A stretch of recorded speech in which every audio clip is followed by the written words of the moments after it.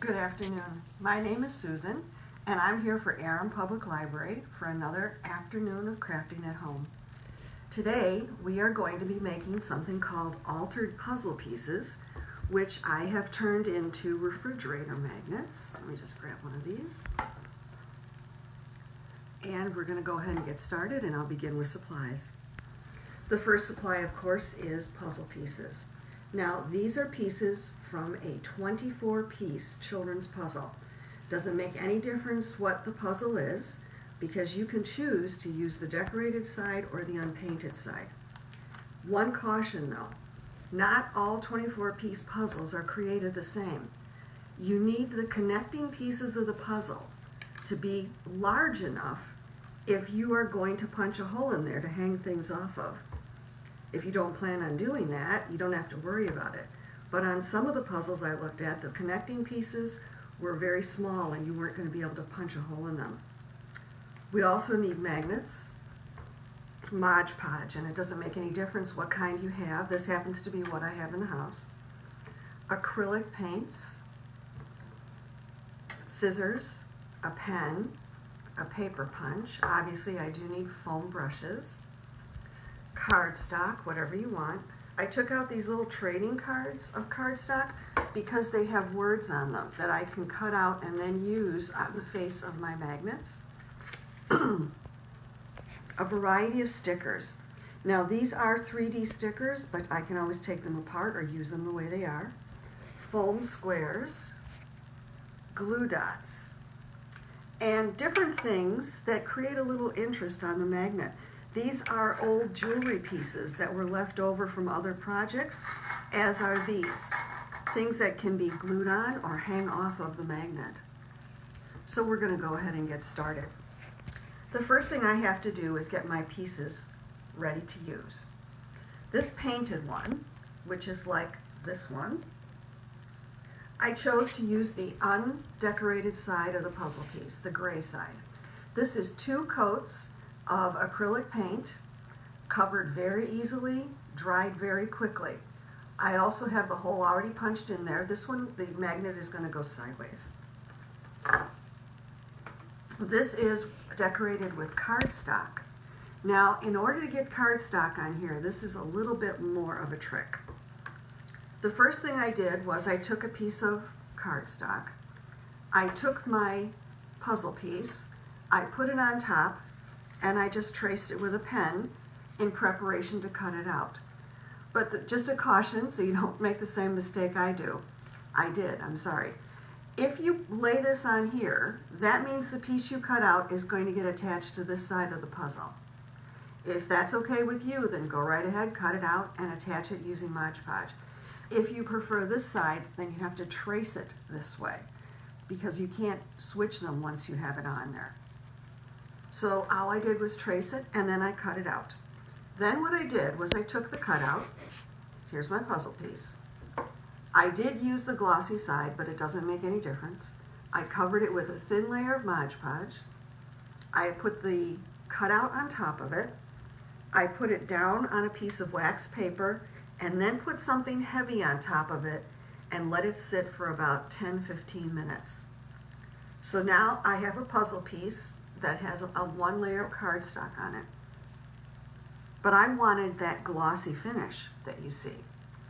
So if you look at this one, after I had the paper attached to it, I added 2 more layers of Mod Podge.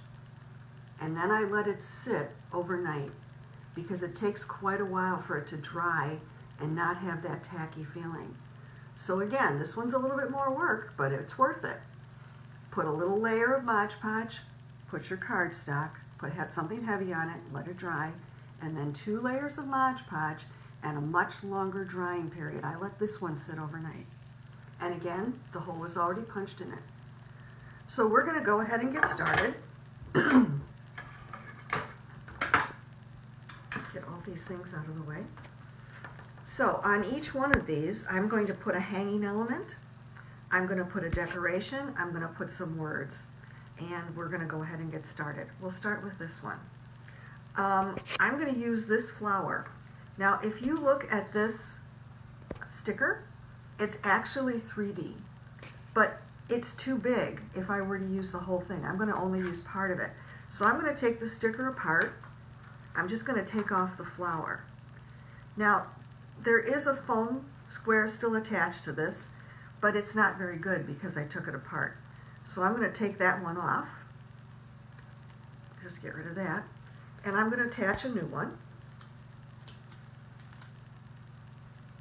Now you do have to think about where this is going to go and where you're going to put this foam dot. So it's going to go off here to the side.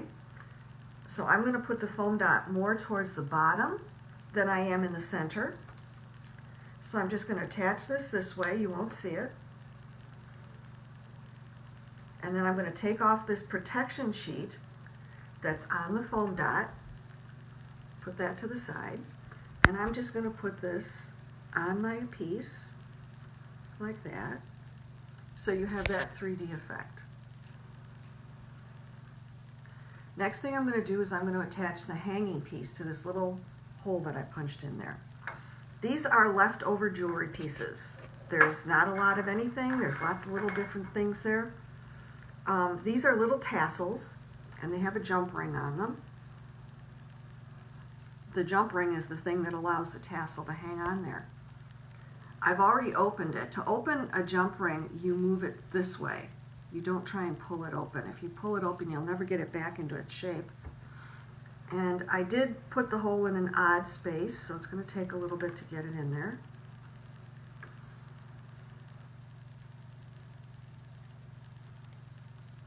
And then to put it back together, oops.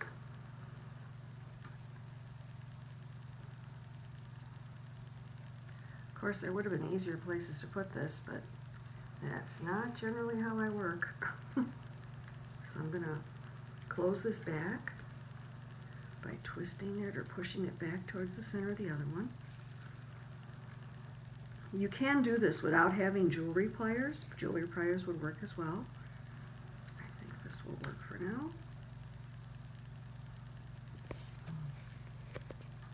Oh, try one more time. There we go. So we have the hanging element on there. And now I want to add some words. So these are little sentiments that I took off of one of these trading cards. So I am just going to grab the one that says sunshine. And I'm going to put a foam square on the back of that. So again, it gives me that 3D element.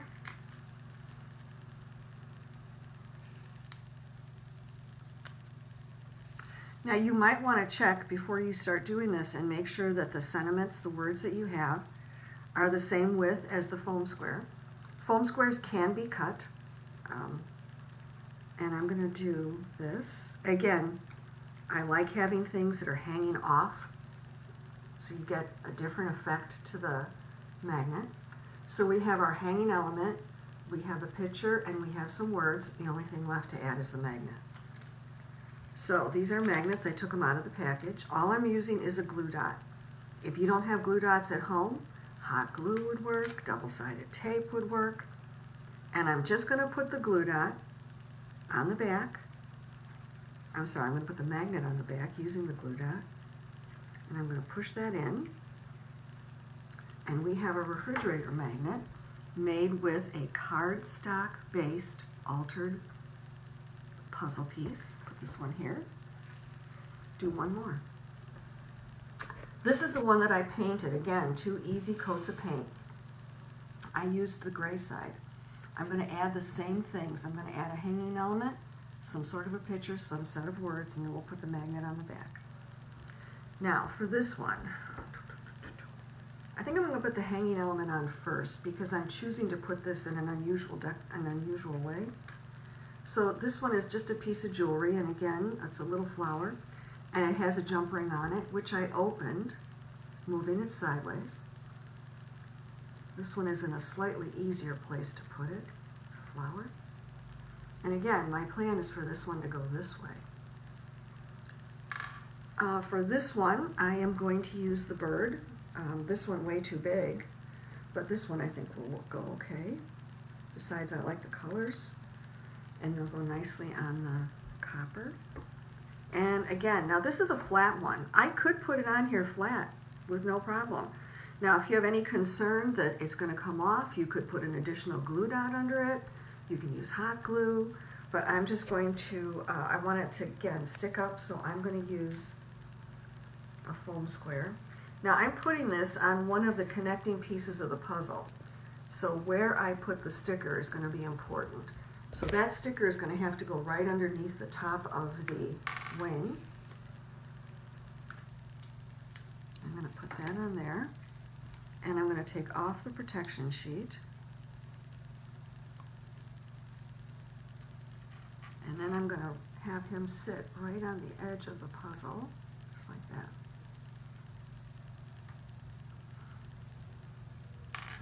And then I'm going to add a sentiment, and since I have birds and flowers, I'm going to go with birds and blooms. And again, I'm going to put it, oh, that's going to be interesting, isn't it? All right, I think we're going to go that way. Okay, so I'm going to put it on this way, which again means I have to think about where I'm going to put that foam square. And I think I'm going to put 2 of them on here, because it's a pretty long piece of paper here.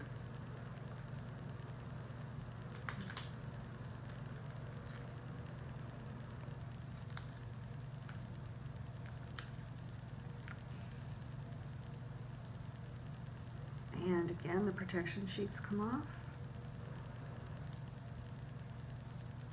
Now you, of course, don't have to put any words on here at all. You can just go with the decorations. You could hang more jewelry.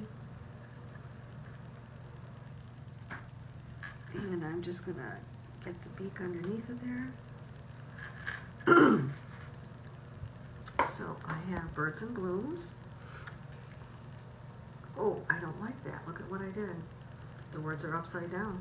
So we're going to have to take this off. The good news is it will come off.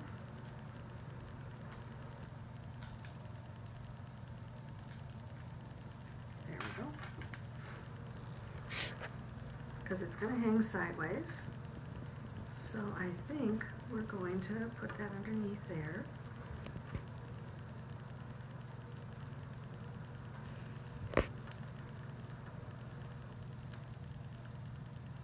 And I'm going to hang it that way instead. You can read the words, you can see the little bird, you've got a hanging flower. So the last thing we have to do is add the magnet. Same thing, just used a glue dot. If you don't have glue dots, hot glue would work, double-sided tape. Take that protection sheet off, and I'm going to put this in the center.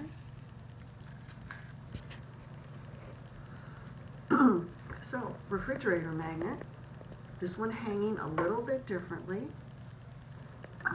Paint, a couple of embellishments, and there you have it, refrigerator magnets made from altered puzzle pieces. Enjoy.